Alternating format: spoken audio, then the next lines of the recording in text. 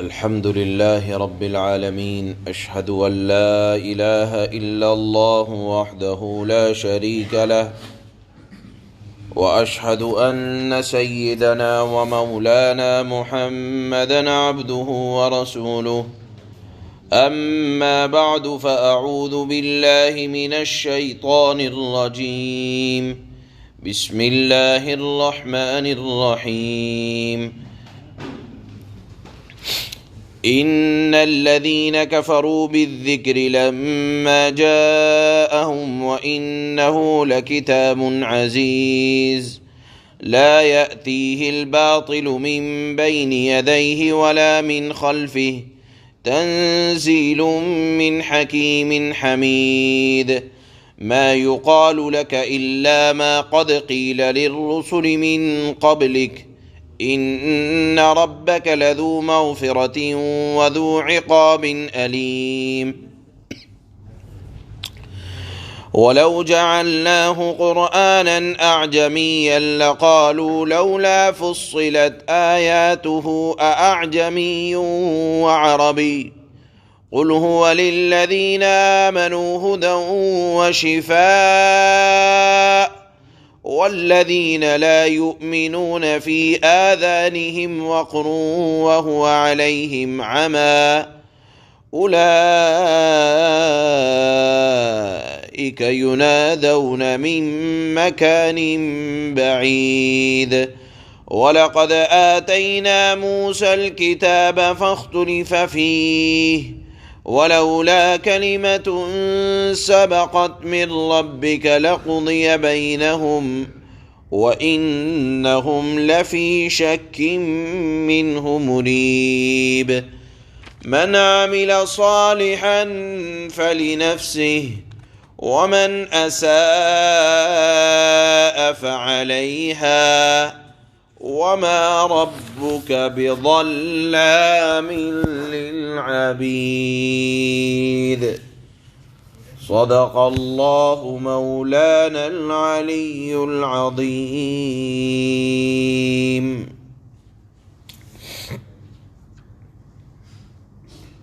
اللہ نے کل کی آیات میں یہ ارشاد فرمایا تھا کہ جو لوگ اللہ کی نشانیوں کو دیکھ کر اللہ کو نہیں پہچانتے اور دین کی دعوت دینے والوں کی زبان سے قرآن کی آیتوں کو سن کر سیدھی سادھی دین کی باتوں کو سن کر انکار کرتے ہیں تو اللہ نے فرمایا جو چاہو کیے جاؤ، سب کا خمیازہ ایک دن بھگتنا پڑے گا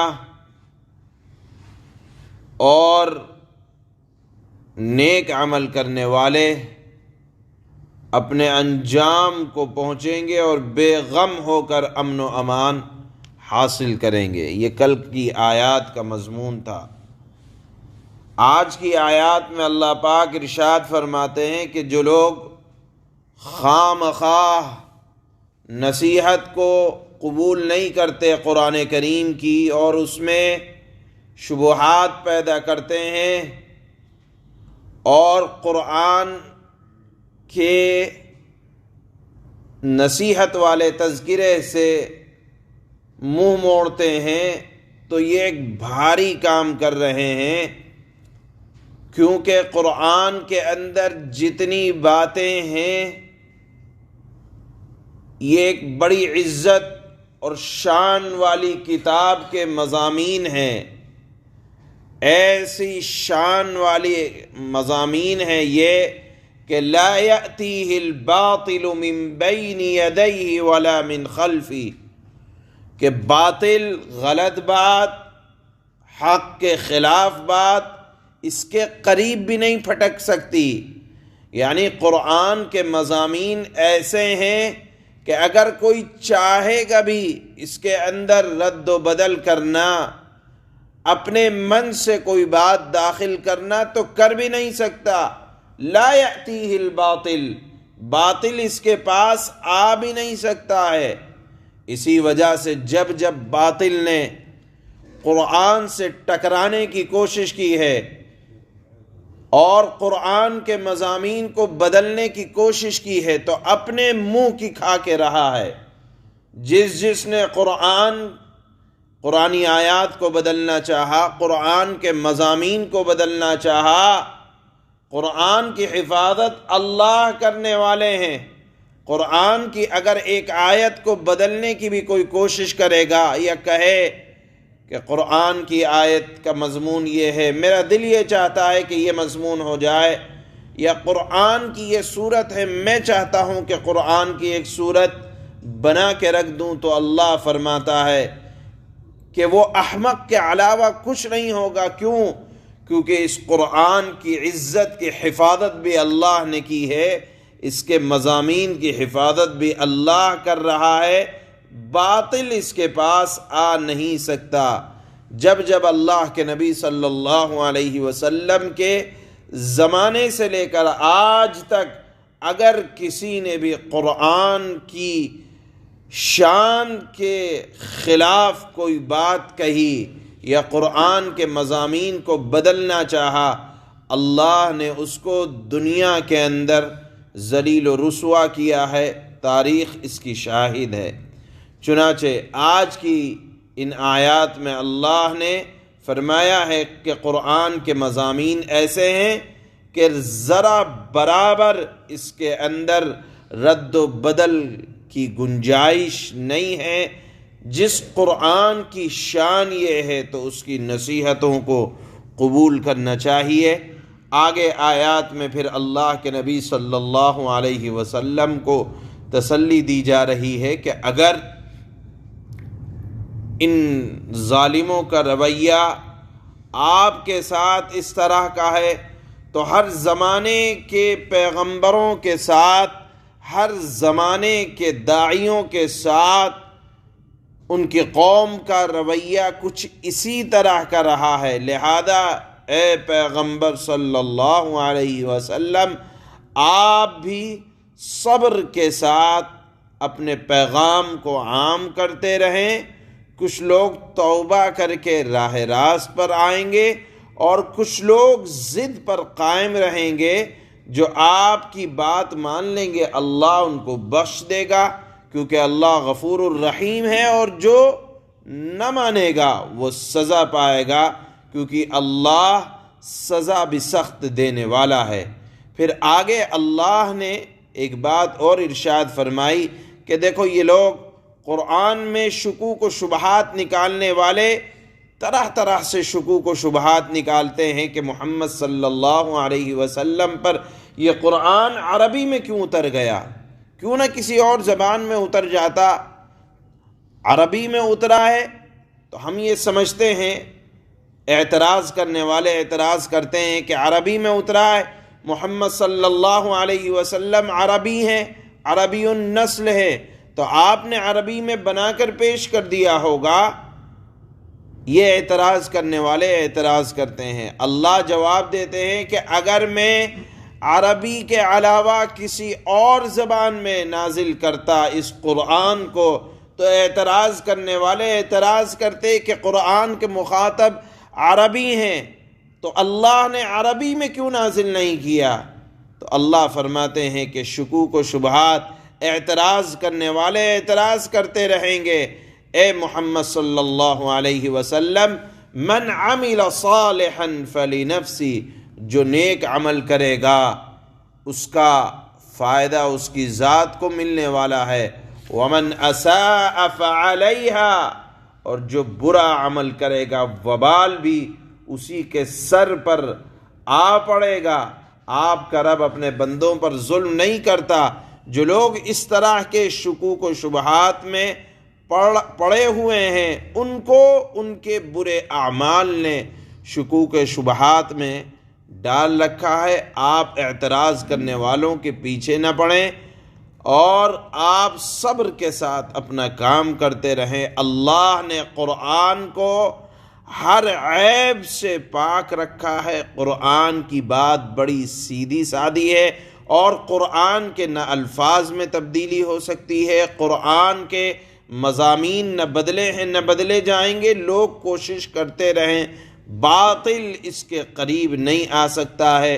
بڑے سیدھے سادے انداز میں اللہ پاک بڑی سچی باتیں کرتے ہیں۔ اسی مضمون کا نام قرآن ہے۔ اللہ نے فرمایا کسی کی مجال نہیں ہے کہ اس کے مضامین کو بدلا جا سکے، لہذا ایسی سچی کتاب میں کسی بھی اعتبار سے شک کی گنجائش نہیں ہے، لہذا قرآن کی نصیحتوں کو قبول کرنا ہر صاحب ایمان کی ذمہ داری ہے۔ اس کو اللہ نے ان آیات میں بیان فرمایا ہے۔ اللہ نے فرمایا ان الذين كفروا بالذكر لما جاءهم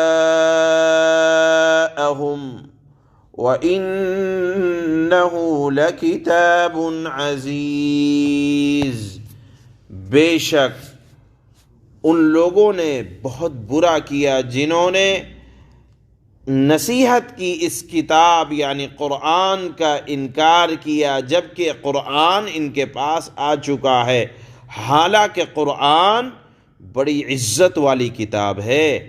کیسی عزت والی کتاب ہے کہ اللہ فرماتے ہیں لا يأتيه الباطل من بين يديه ولا من خلفه تنزيل من حكيم حميد۔ قرآن ایسی عزت والی کتاب ہے کہ جس تک باطل کی کوئی رسائی نہیں، نہ اس کے آگے سے نہ قرآن کے پیچھے سے، یعنی قرآن کے الفاظ بھی محفوظ، قرآن کے معانی بھی محفوظ، کوششیں چاہے کوئی کتنا کر لے اللہ اس کی حفاظت کر رہا ہے۔ یہ اس ذات کی طرف سے اتاری جا رہی ہے جو ذات حکمت کا بھی مالک ہے، اور تمام تعریفیں اللہ کی طرف لوٹتی ہیں۔ ما يقال لك الا ما قد قيل للرسل من قبلك ان ربك لذو مغفرة وذو عقاب علیم۔ اے پیغمبر، آپ سے جو باتیں کہی جا رہی ہیں وہ وہی ہیں جو آپ سے پہلے پیغمبروں سے کہی گئی تھیں۔ یقین رکھو تمہارا پروردگار مغفرت کرنے والا بھی ہے، تمہارا پروردگار دردناک سزا دینے والا بھی ہے۔ وَلَوْ جَعَلْنَاهُ قُرْآنًا أَعْجَمِيًّا لَقَالُوا لَوْلَا فُصِّلَتْ آيَاتُهُ أَأَعْجَمِيٌّ وَعَرَبِيٌّ قُلْ هُوَ لِلَّذِينَ آمَنُوا هُدًى وَشِفَاءٌ وَالَّذِينَ لَا يُؤْمِنُونَ فِي آذَانِهِمْ وَقْرٌ وَهُوَ عَلَيْهِمْ عَمًى أُولَئِكَ يُنَادَوْنَ مِن مَّكَانٍ بَعِيدٍ۔ اور اگر ہم اس قرآن کو عربی کے علاوہ کسی اور زبان میں اتارتے تو یہ لوگ کہتے کہ اس کی آیتیں کھول کھول کر کیوں نہیں بیان کی گئیں، یعنی ہماری زبان میں کیوں نہیں نازل کی گئیں۔ یہ کیا بات ہے کہ قرآن عجمی ہے اور پیغمبر عربی؟ کہہ دو جو لوگ ایمان لائیں ان کے لیے قرآن ہدایت اور شفا کا سامان ہے، اور جو ایمان نہیں لاتے ان کے کانوں میں ڈانٹ لگی ہوئی ہے، بند ہیں ان کے کان، اور یہ قرآن ان کے لیے اندھیرے میں بھٹکنے کا سامان ہے۔